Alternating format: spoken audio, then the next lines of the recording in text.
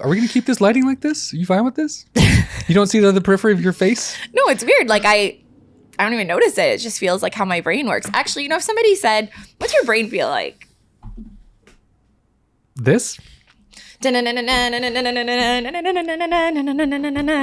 back to the Shoot Your Shot podcast. Keep going. That's good. Shoot Your Shot podcast, the wedding and portrait photography podcast to answer all your questions, react to your DMs, your hot takes, all those types of things. My name is Timothy Musa. This here is Lindsay Coulter. This is the Shoot Your Shot podcast. You can find us on Instagram at the Shoot Your Shot podcast. Leave us your DMs, your hot takes, your questions, your thoughts and feelings, and we'll answer them here on the podcast. We're also on YouTube. We're on all the things that you want.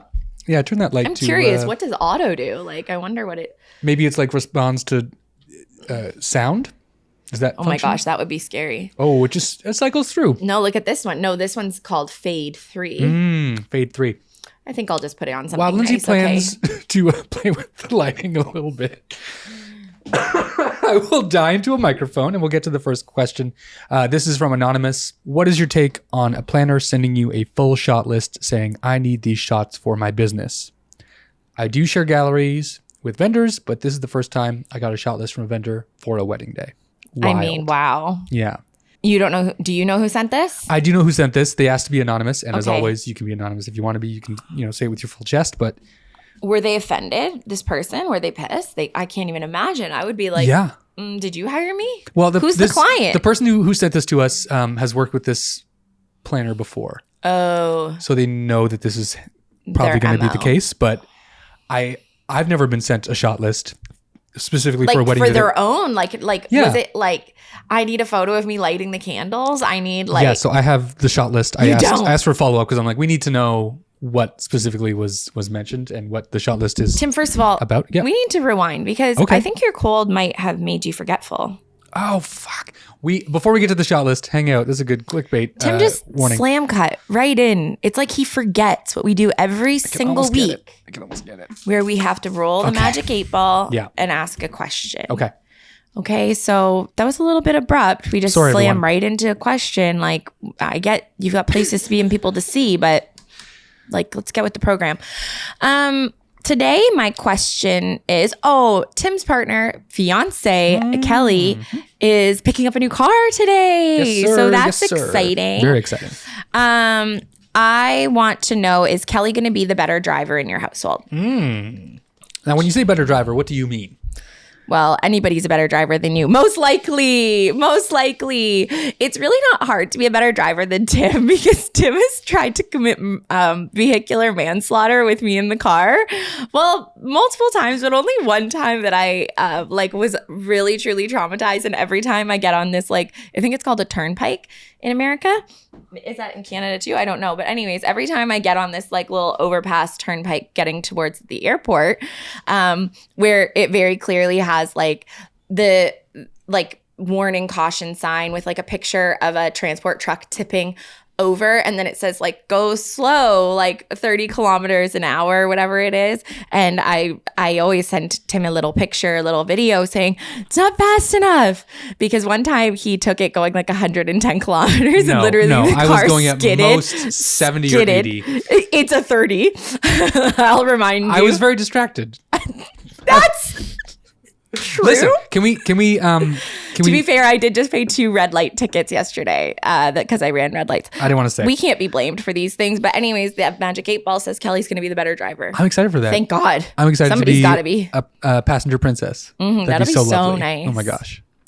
Okay, now we can move on. Sorry, it just felt wrong. The vibes were off. I understand. It was a weird start. I hadn't razzed you yet. I think a lot of the effort and the intention of speeding through that intro was the fact that I felt the lights were just causing me a lot of undue stress. Let's get to this question. Shot list provided by this planner. Okay, so graphics. Here we go. So we're going back. So Anonymous has sent us this question that says, what's your take on a planner sending you a full shot list saying, I need these for my business? I do share the gallery with vendors. Yeah, like a normal person. Yep. But this is the first time I get their own shot list from a vendor.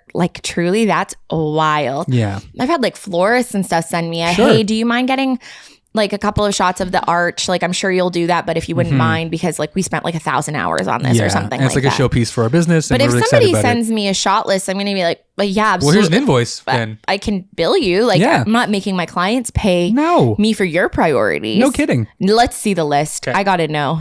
Okay. Here it is. You want to read it? Okay, let's read it. Venue details, full reception room, table, decor, centerpieces, etc. Like, yeah, he's shooting a wedding. He's going to do that. Planner and planner staff working and setting up the reception space. Stop. So that takes time out of their day. Oh my gosh. Photo of the planner with the bride and groom revealing their reception room to them. Honestly, I can't wait to go off on that because these room reveals, who do you think they're for? They're for the planner. Photo of planner with bride and groom in the reception room. Portraits of the planner, portraits of planner with planner's staff. So basically a branding session. Yeah. Yeah, it's literally a branding session. They want to pay for a styled shoot at somebody else's wedding. And like it's not that crazy. And I think if you were like a nice and normal person and you just said, hey, like I'm redoing my website. Yeah. And we've had this happen. Like friends of ours that are planners or other vendors are like, I'm redoing my website. Would it be at all possible like to get some if of these there's photos? Some time? Yeah. You know, they're the planner. They're the ones that like make the schedule so they can easily put in an extra 5 or 10 minutes for me to do that. But it's like a hey, would you mind? Yeah. And then maybe keep this little list you've got yourself just in your back pocket. And you don't necessarily need to send it ahead of time. No. If you just say on the day of, hey, can you grab a picture of me and these people? Can you do this? Can you do this? But to send a shot list to someone who's not your employee and you're not and you haven't paid them is wild. Like if my clients found out about that, I already feel like sometimes my clients might feel weird about me getting like BTS of other vendors and stuff. So I don't include it in their full gallery unless like I know they had a really great experience with a vendor. And they know that person, they like that person. Yeah, like sometimes I have clients that are like, oh, get a photo of me and the musicians or whatever. But like to go to this extreme. Yeah. Did they say what they've done? The photographer that sent this in, have they responded? He's directly to spam. He filed under spam. He's not responding to this email at all because it's insane. Good, absolutely. Yeah. Oh, didn't get it. There's That's a history. Wild. I asked a bit further because I wanted to dig. I was curious, and obviously we keeping things anonymous for our friend here. But this planner has a bit of a history of being a bit of a loose cannon, a bit of a pick me kind of person, I guess. Oh, okay.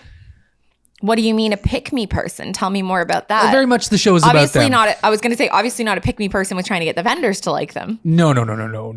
Just to make the day more about them and justify their existence and their job. This is the thing about weird planners, okay? Like I've had some really phenomenal planners that I've worked with that are just like an extra set of hands on a wedding day. Yeah. You know, they're always there to jump in with a bobby pin when you need one, hold the train, you know. That's lovely. That's delightful. Obviously, they do a lot more than that. I'm just saying from the photography perspective, you've got these vendors that do such a great job. And then you have some of the planners that I think that they have watched one too many TLC dramas. Like, okay, so for the children out there, TLC used to do like, I don't know, do they still do this? But like home renovation shows, but reality also like light. And wedding reality. So it'd be like 4 weddings and they would do like 4 competing weddings. And obviously the ones that were the most dramatic would get aired. And the ones that something went wrong, and typically it was like the planners that were being chaotic. They were like, did you see the cake is melting and the photographer didn't show up? I actually had a friend turn one down because the producers said, by the way, like, we're going to need you to show up 20 minutes late. Wow. For the wedding. Because they wanted to like... They wanted drama. But her actual name in real business was associated. She was like, so I'm not going to show up late for somebody's wedding. Like, and if you're telling me that, I can only imagine what they're not going to tell her that they're going to make her like... No kidding. They're going to do like a confessional booth with the planner being like, she was a nightmare to work with. She didn't take any of the photos we needed, whatever. Pass.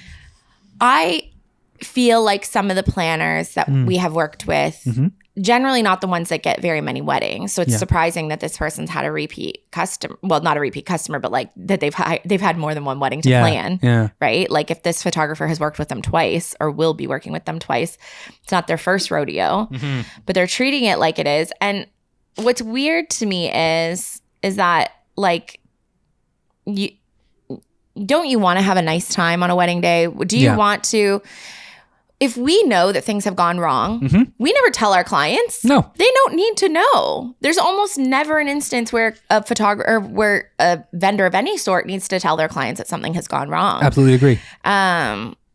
So when planners make it about them, and I'm assuming that's what the situation was like something went terribly wrong at the wedding and the planner was like, oh my gosh, hold the presses. This is not, you know what I mean? That is. She made the bride cry at one point. No. Yeah. And there was a big thing and she got. Like she yelled at the bride or something like that. She said something that was poorly timed. Okay.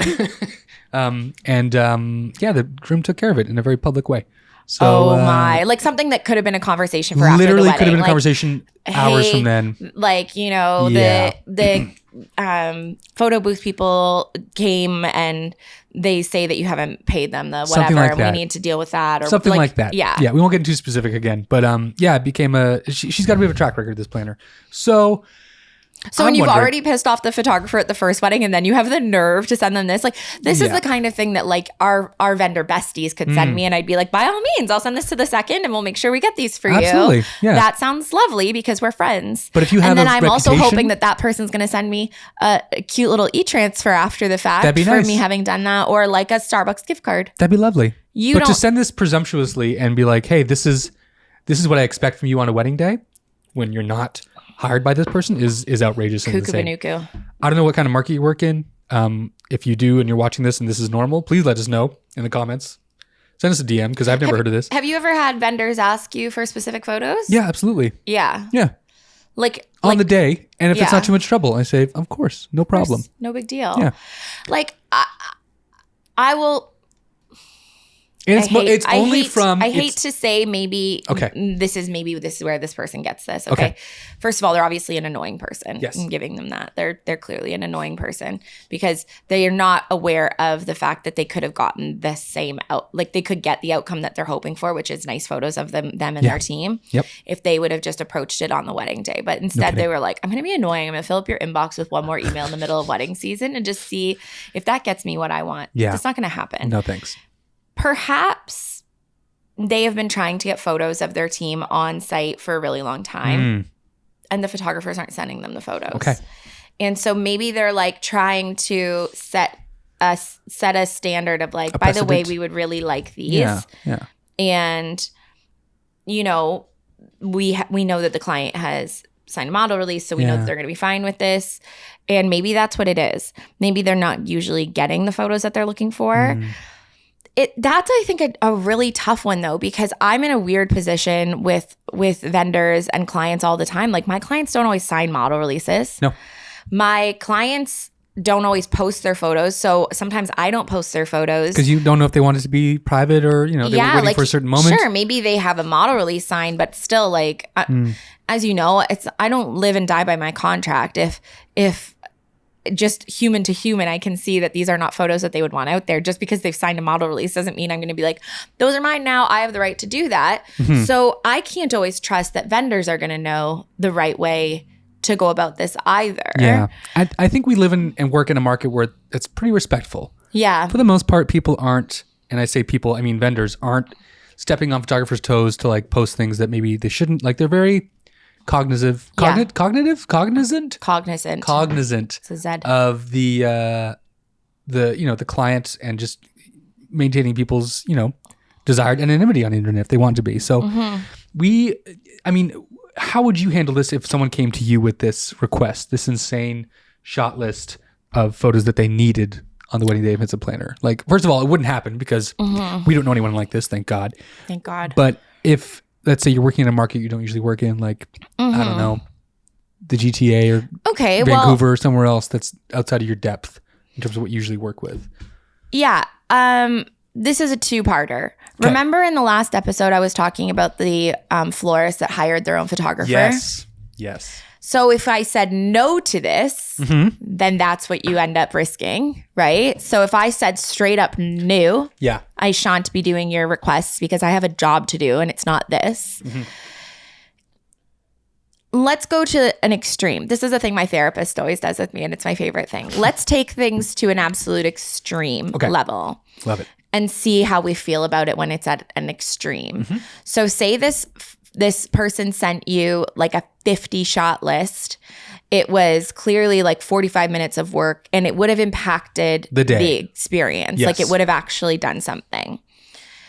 You have an option. You always have choices. Life is full of choices. You have the option to say, bye, bitch. This is insane. I'm absolutely not doing this. I have a client, and you should have their client's best interest in mind. And you could just say simply, no, I'm not doing that. Yeah. You could say yes and risk your relationship with your client, but you're hoping that the planner is the more long-term referral source. So, okay, so you say yes and get them what they want and risk. Like, I mean, some of these photos will overlap with what the client wants, but a lot of them wouldn't, especially if we're going with the more extreme version of this narrative. How many would possibly overlap here? The venue details for sure. Check. Planner and planner staff working instead of the reception space? Maybe. That's a half check. Maybe like, I always throw in a couple so they can see who did the work. You know, it's kind of nice.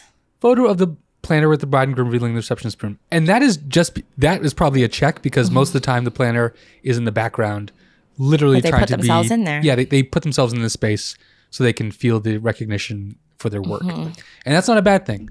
That's a nice thing to feel recognized for your work. But the moment isn't about you, planner. It's about the bride and groom, or groom, bride, and bride. So photos of the planner with bride and groom in reception room. Again, not probably just going to happen anyway. Portraits of the planner and the portraits of planner with planner staff. Those are two very not on anyone's shot Not list. at all.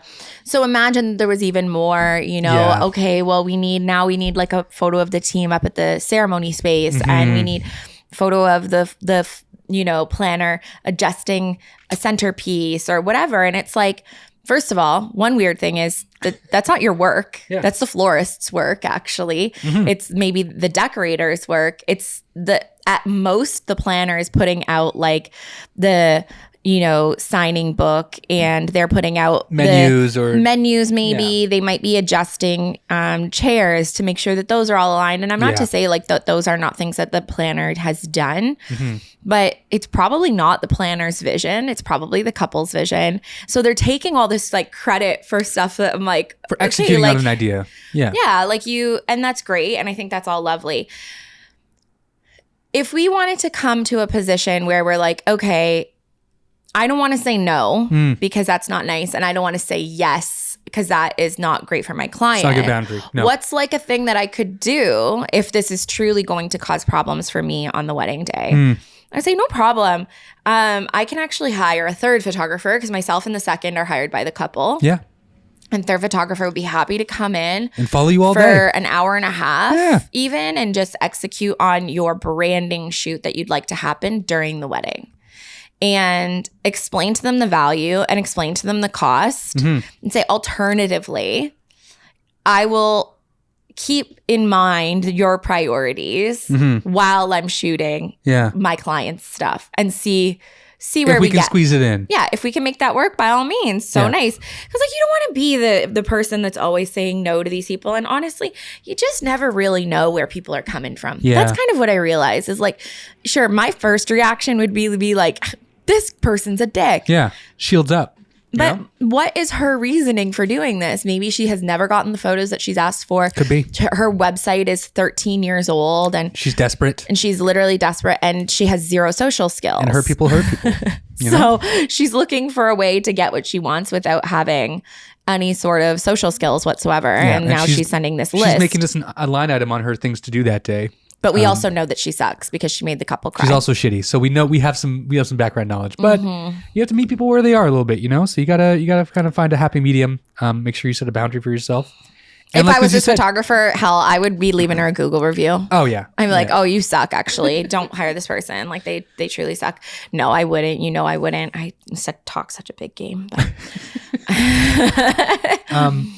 But I like the idea of doing. That is wild. I like the idea of doing hiring a third photographer. I think that's a brilliant idea. It's such a good move. It shows professionalism. It shows the fact that you're willing to meet them halfway in some area, and also put your money where your mouth is. You want these photos. You want a branded, styled shoot for this wedding day. let's do it. Let's go all in. I can do you one better than just giving you part of my time. I can give you another version of myself. I can edit the photos to look great, and you'll boost your marketing efforts. So I think it's win-win-win in that scenario. 9 times out of 10, and I don't say this to be, dismissive or anything, but people are cheap. They're going to say no. They're going to say no. They just want what they want. They thought that they could have a +1, Yeah. a little and one, a little dunk on the client's wedding day. Oh, they've already paid you $5,000. Yeah. Why would I pay you more? Why would I pay you more? You're making so much money in this day. Well, no, I'm Right. not. It's because I have stuff to do. Yeah. And it does kind of make you realize how much this vendor does not value you. Yes. And they don't truly respect what you do. No. You did tell me a little something beforehand that this photographer actually had told us that I'm blanking on it already. 1 second, it's gonna come to me. Their photographer.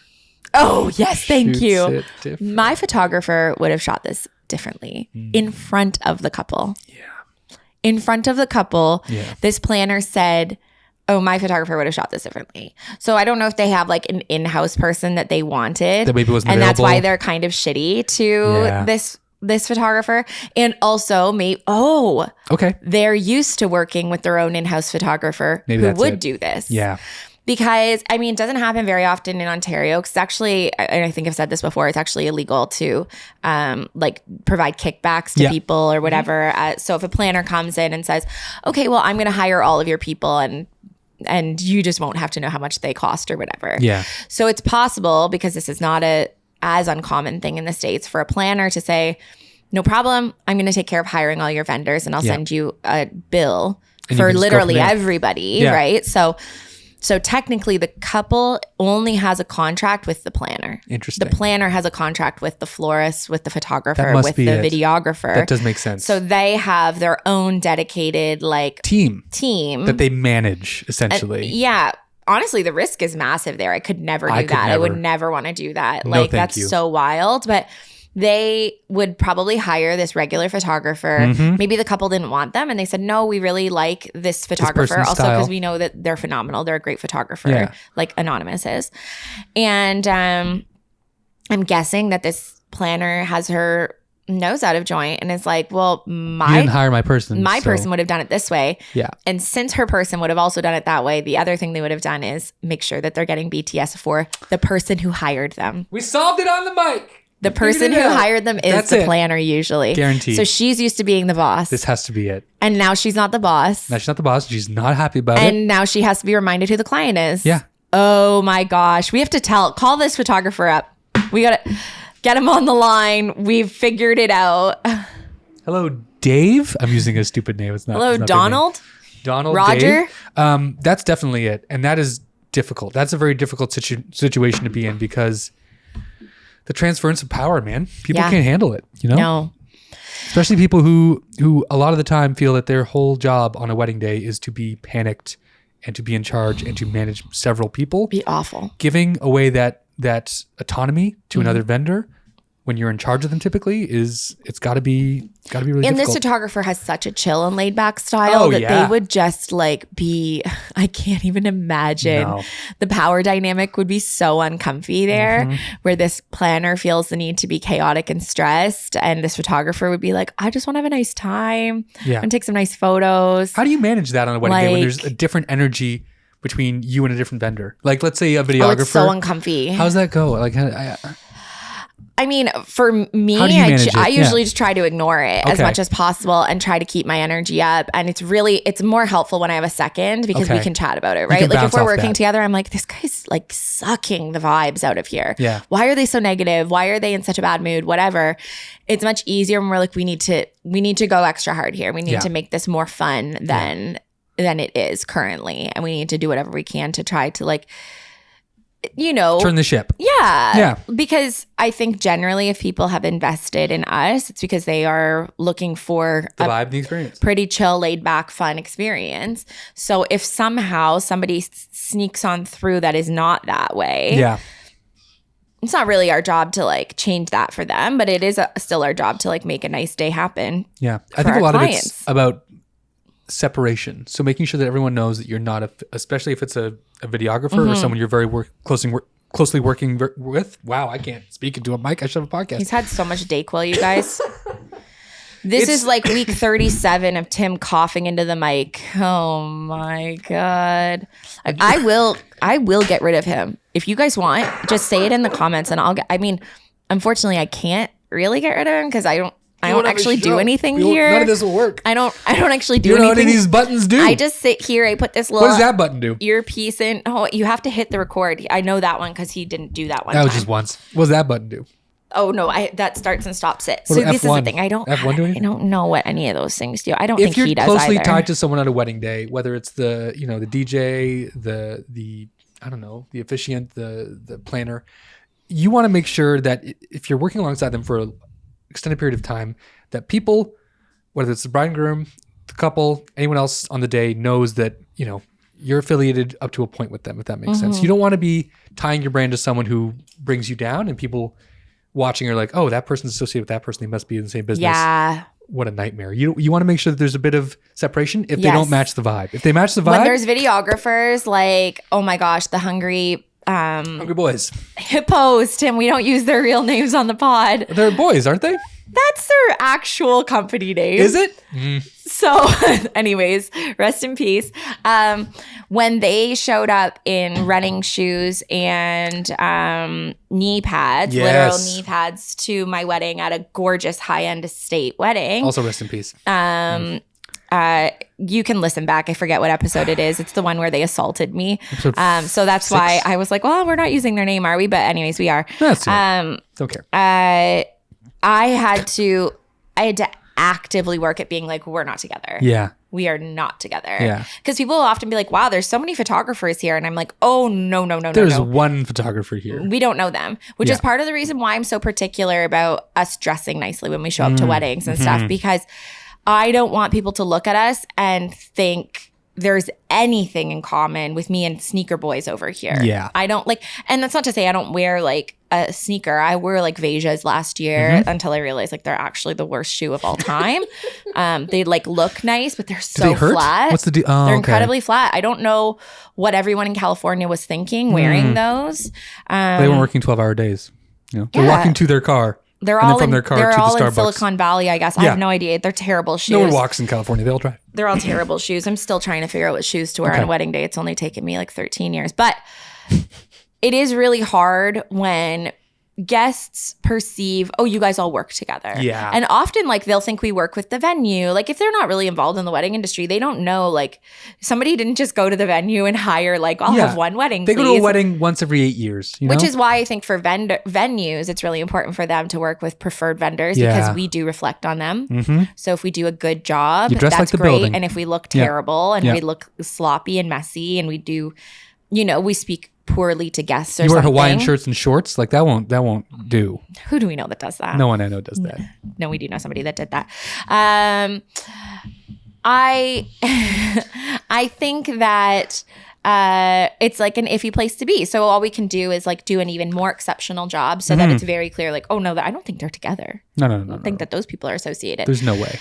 Can we please take it back for a moment, please, to the list? Because I know I said I was going to stop and talk about this. And wow, Tim, we need to talk about this because I am upset. What are you upset about? About line number 3. Photo of the planner with the bride and groom revealing the reception room to them. Yeah. This is not, I'm going to call this person Sheila because she just feels like a Sheila. This is not exclusive to Sheila. This is not. Okay. This is not just Sheila's thing. This is very common right now. And I would like to know why. Where have you've seen this on wedding days? You've experienced this? The room reveal. Oh, right. Tim? Yeah. The room reveal. Yes. So obviously this one's more specific to the photo of the planner with the bride and groom having the room revealed. But I just would like to know why this became a thing? Why? I can tell you exactly why it became a thing. TikTok, right? The same reason why we do first looks with dads, with sisters, with bridesmaids, with grandma, with grandpa, with their dog, with their first grade teacher, with their dentist, with their hairstylist, with their makeup artist, with their uncle, with their auntie, with their the oma, mirror of themselves in the future. a photo of Looking them into the past in front through a of their portal. faces, and then they were ugly, and now they are beautiful, and that's why we do all of The these whole little Marvel silly Avengers little team things. comes in, takes a look at them. That's why we do all these silly little things, is because of the TikTok. Nothing feels more performative to me on a wedding day, and it used to be first looks when I first started, because that was it wasn't new, but it was like It was still new. a thing. Yeah. Doing this room reveal is always so interesting because it's from the I just think from the couple's perspective. They walk into a room, the door's open. Yeah. And who do they see standing there but a Us. photographer like this, and a photographer like this, and a planner with a notebook like this. Everyone's just like, they're like, Maybe there are the people in room. florist is like Maybe the still DJ's fussing like with just like stuff. eating lunch or something in the back. But like, cool. it's such an interesting moment that feels so manufactured and so just for It TikTok, is. for the gram, that it just feels like such a departure from a wedding day and what you should experience. Like, Do it privately. Are you going Don't to have put it. those videos in the video? No. The photos are trash. Let me tell you. I will get portraits of them in the space, but them going, it's so beautiful. Like, who's that Like, for? The only thing that I ever get out of it is sometimes the couple will come in and they'll have a sweet moment in the middle of the dance floor, just them together. Yeah. And that has nothing to do with the manufactured No. reveal face. That is, oh my gosh, do you believe this is really happening? All Yeah. of the planning that we put into it is culminating in this moment. And I will say I love it for that. I love that they get to see it before Anyone their else. guests all come in there and Put their put their coats silly little down. bags Yeah. down and stuff. Like, How can we reframe the name of it then? Because it isn't about the reveal. It's about, we can reframe it in a way where it's less about like, peekaboo, oh my God, the money we spent became a thing. Here it Great. is. And more about like, hey, let's let this part of the day sink in. Yeah, like like just like a private reception moment Yes. or whatever, right? Yeah. Like, but it has become this thing Grandiose where, like, and spectacle. it will end up on the schedule, and this Yes. is often when I get this from planners, right? And it will end up on the schedule. Okay. And the clients are like, "So what are we supposed to do here?" And I'm like, "Oh, so this was not you that put this on the calendar. I get it. You didn't put room reveal on the itinerary." They're literally like, "What are we about to go into here?" And So there's an alligator waiting for you. You have three options. You have a stool, you have a spike, and you have a gun. One bullet though. So you have to like that's the level of like unpreparedness. And I'm like, well, and I say the same thing that I do for first looks.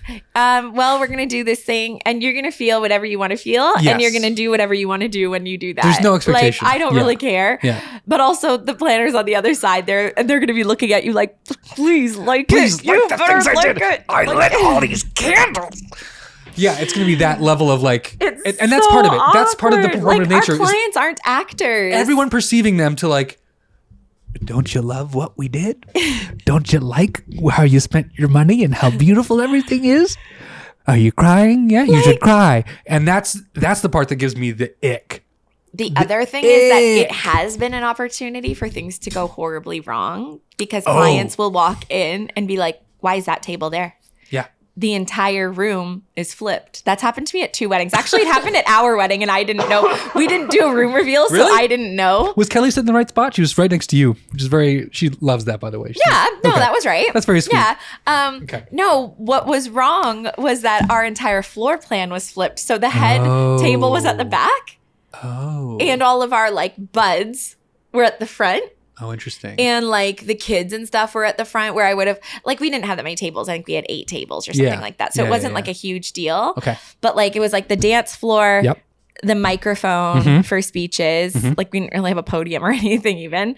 And then it was like It's fine. tables in a row, like harvest tables and then harvest tables. But the head table was supposed to be like in front of the podium or microphone or whatever. Oh. And so we were supposed to be all at the front with like, and so like my parents, my like close aunts and uncles, they were all at the back with us. Got it. So I mean, at least we were all at the back together. It felt intentional. It felt great. Honestly, I remember. I kind of liked it actually. Like I really did enjoy it. And there was nobody at our wedding that was like, oh, those people are supposed to be at the back. There was not a single. What the fuck are these idiots doing But it here? is funny. Taylor and I laugh all the time because one of my favorite like photos from our first dance, it's just like Michael Litt's legs. Just like he's got lounging, like and his leg is just he's- out. He's got like that. like pedal pushers on. It was a beach wedding. Yeah. And he looks so, he wasn't sitting like that. No, but his leg was out. Yeah. But like, these are like good friends of ours that are in these photos, instead of like, you know, you're not seeing like your mom and dad, who probably should have been the people that you see. And Mike McCauley grinning like. They look so happy. Yeah, and honestly, they were probably cheese and bigger than my parents were. But there is an intentional moment of putting your people that are closest to you in sort of the peripheral of where speeches and dances and everything will happen. Absolutely. So that you get lots of candids of your immediate family, probably, right? Yeah. Not a huge deal. I thought it was funny as heck. We digress. We literally should change this show to shoot your digression. We digress. Yeah, but I digress. But that scenario does backfire when a couple has the opportunity to do that 10 minutes before the room is supposed to be opened for the entire wedding to come in, because it is simply too late for us to be making any decisions. Candles are lit. Water is poured. Like, we're not flipping butters tables. On the table. Maybe we can change table numbers, but if you do that, then like, I don't know, things just go wrong. And also, in that scenario, would that to happen in a space like that, they're not bringing in the staff to do that. They're requiring on the people in the room. DJ has to help, photographers to help, 100%. Other vendors have to help, 100%. And I'm not paid to move tables. No. If I break something, I'm liable. I'm not doing that. I'm uninsured for something like that. I am, but I'm not going to do it. I'm not going to insure my, I don't want to do it. Liability of myself being also plain and simply. I don't want to. Don't care. It is nice for one of my favorite photos that I've been taking during this room reveal. Because I'm like, how do I make this like a thing that I actually enjoy doing? And what the couple will enjoy. Yes. What is that? I turn it into like a mini styled shoot. Yes. You know what I mean? Yeah. Because we don't often get these like very highly stylized. Agreed. Portraits of couples in their gowns, in their reception space with the table. It's actually funny because styled shoots, you always see a couple standing beside like a beautifully decorated table. That doesn't often happen at weddings, right? So rarely. Like you get candids of them and stuff. But if they haven't done a room reveal, then they don't see the room until their grand entrance, which then includes people and stuff. Yeah. Right? So those are not necessarily portraits. So I do like a couple, I tell them like, practice your first dance. And then they're like, oh yeah, now we can because we have the dance floor. I'm finally in the dress. Maybe they've practiced their first dance before, but he didn't know she was going to have this like, train, ball gown on or whatever. So that's a nice little moment. They get to have some quiet time to themselves. And I guess the issue is just the same as it goes with first looks. It's the manufactured emotion that I just can't handle. Yeah. I always want my clients to actually experience things how their brain wants them to experience things. Yeah. But it's hard when you don't even know when you say, what are we doing here? You don't even know what you're walking into. How do you see that naturally when you don't even know what it is? Yeah. I think it's easier for us to frame things in a way that feels more natural for couples when it comes to expectations of moments we capture. Is there a drip in here? Does anybody else hear a drip? Oh, it's the table? It's the table moving? It doesn't matter. Because our job is to be very much a fly on the wall a lot of the times and just document things as they happen, we can frame things in a way where it's like more natural. Whereas a planner has a list of things that need to happen on their day to complete the list. And every moment is a moment. Yeah. And every moment has to be punctuated and captured in a certain way for that to feel fulfilled. And whoever they are, planner, male or female, are always looking for reactions on faces to make sure that moment was successful, because that's our metric for success. So they punctuate things in a way that feels unnecessary and unnatural for a couple a lot of the times.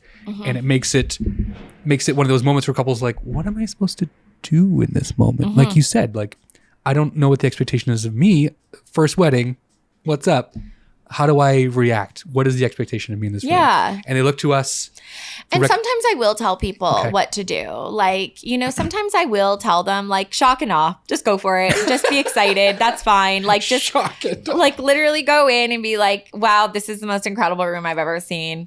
If you can do a backflip, that'd be great. If you could walk in and do some Cirque du Soleil shit, that would actually, your planner's going to lose it. Swords. Let's do it.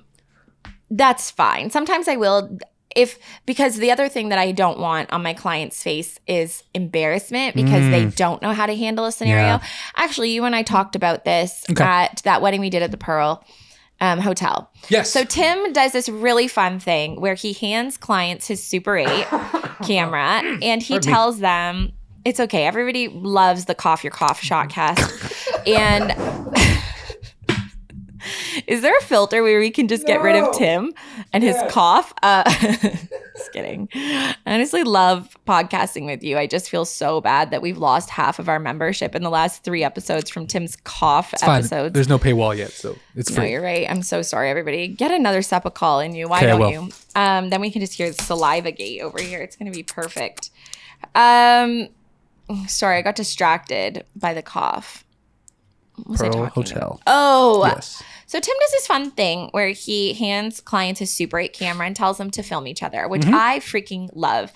I love the outcome. Me too. I love the process itself. Yeah. I love that the clients get to be involved. Like they would lose their minds if I handed them my camera or if you handed them your DSLR or whatever, right? Yeah. But handing them something that feels nostalgic, and you always say, like, you can't really screw this up. There's a trigger. You pull the trigger and it's pointed in that direction. You look through the eyepiece. You're generally going to be okay, right? It's on auto, full auto.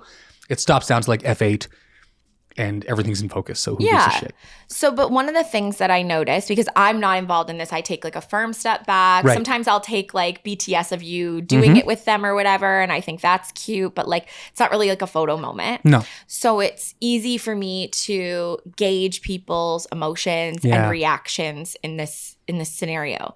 And I told you I was like, do you want like feedback on this? Because I used this feedback last wedding. It worked did you? So did it work? Yes. Okay, they good. loved it. Okay.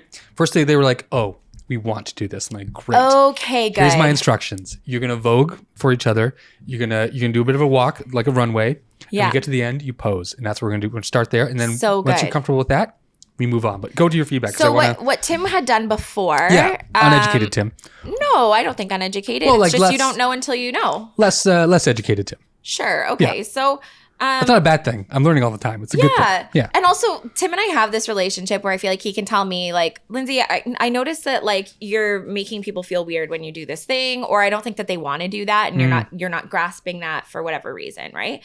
But I think we both are fairly in tune with what we want to do and what we want our clients to do, right? Yeah. And I would not go out there giving feedback on how to instruct your clients to literally any other vendor on the planet except for Tim. I appreciate like that. Even Taylor, my husband included, I would probably not be like, hey, so I think you're making your clients a little confused or uncomfortable or whatever. I would never give that in feedback. So if you're hearing this, don't be like, oh, sick, I can just tell videographers how to do their jobs. Don't do that. They'll hit you Literally with their don't do that. sticks. I don't know if they have. So what I noticed when I took a little step back was this look of sheer panic on their faces when Tim would hand them the camera and he'd be like, okay, so you're just going to film each other. Yeah. And they would be like, what? What am I supposed to do?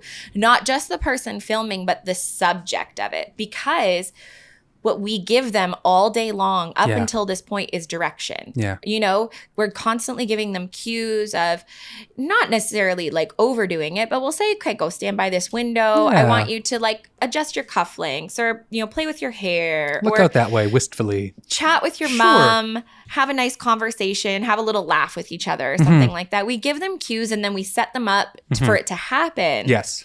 So when you're giving them a camera and you're saying like, go for it. A big part of that is they're not new cameras, they're antique cameras. Right. So they feel like this is heavy. It's expensive. I don't want to break this. They're afraid to even hold it. But what they're most afraid of is looking stupid. Right. And I think that was the feedback that I gave you was nobody wants to look like an idiot that they're doing it wrong. Yeah. Because what you were saying was like, well, you can't screw this up. And I want you to shoot your partner, like take video of your partner, but without just a little minute amount of cue that we usually give, they freeze up and then they get this awkward. But then once they started getting into it, the Pearl Hotel couple, the guy ran out your whole roll of film because he was loving it so much, right? But once I think it was, I might have actually jumped in. I might have been like, oh, I think that like you should just do this like have her twirl her dress. Yeah. Then once I said, you should start directing her, give her like things to do. And then she would twirl her dress and he was like, okay, now I want you to do actually like a Vogue or whatever. And they got so into it. And it was like just nice to see them like, oh, okay, I know what I'm doing now and I won't look stupid. Yeah. We can just have fun. Unless they have actually seen your previous work where they've seen somebody do this and know the BTS of it or whatever, they don't know what to expect. And that's all of us want is we want to know what to expect. Exactly. We want to know how to not look stupid. We want to know how to get the best outcome possible. We want to know how to not embarrass ourselves in front of these strangers, which we are to them, right? Yes. Like, and some of us might have absolutely wrong misconception that we are cool. Yeah. And so they think that we are people they need to impress, which like absolutely not. We are morons. But I need to impress you with how good this is going to look. That's what I'm thinking all day long. But they think like, oh, well, I don't want to screw this up. You're really good at this, right? Yeah. And I love that. That's so cute. But and I will say that every couple who's done this activity has been like, that was at fun. the end, like that was a lot of fun. Thank you. And I'm sure that when they see the video and the finished product later, they feel some ownership over it because they actually were involved in it and they did filming. It, right? Yeah. I have no idea how I got on that absolute digression. We're talking about what was the preamble? Expectations. Do we have a producer? We don't. A producer of this show. Do you want to be a producer of our show? Please reach out to us. Let us know. I think we've done it, Lindsay. We've answered all the questions. We were talking about. It's come back to me. Yeah. We were talking about. Knowing what to expect and knowing how to react. And sometimes we do need to give people a little bit more direction than we think. To this planner, Sheila, Sharon, Shirley. No, not Shirley. We like Shirley. Sheila. Sheila. Oh my God, imagine her name is Sheila. Imagine some of these people that we come up with random little names for, they actually are. Woof. We need like the beginning of a fiction book being like, characters' names are absolutely, if there's any overlap, it's unintentional. We need to start every episode with that. We should have a disclaimer like that. We never use real names. Unless they want unless Sheila sounds like a real person. It's not. To Anonymous, I encourage you to, of course, do whatever you want. If you want to keep leaving it in the spam, leave it in the spam, man. Yeah, man. This person already sucked to you once. So if they've already sucked to you once, why would you try a second time? I don't know. But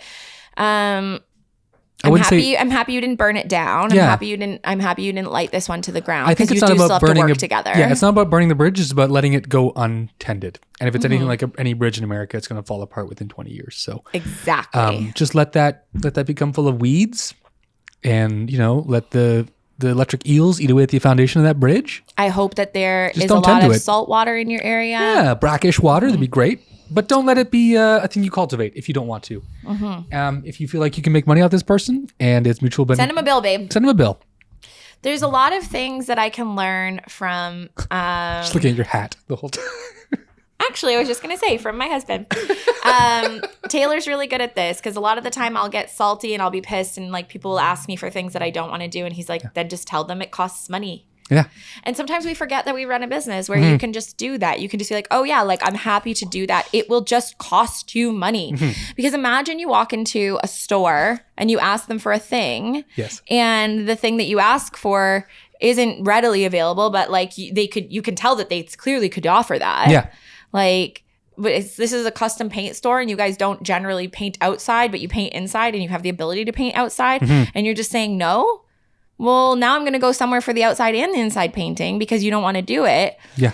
If I was just an indoor painter and somebody said, well, you do the outdoors, instead of getting pissed about not wanting to do the outdoors, because I clearly don't do that, I could say, for a fee. Yeah.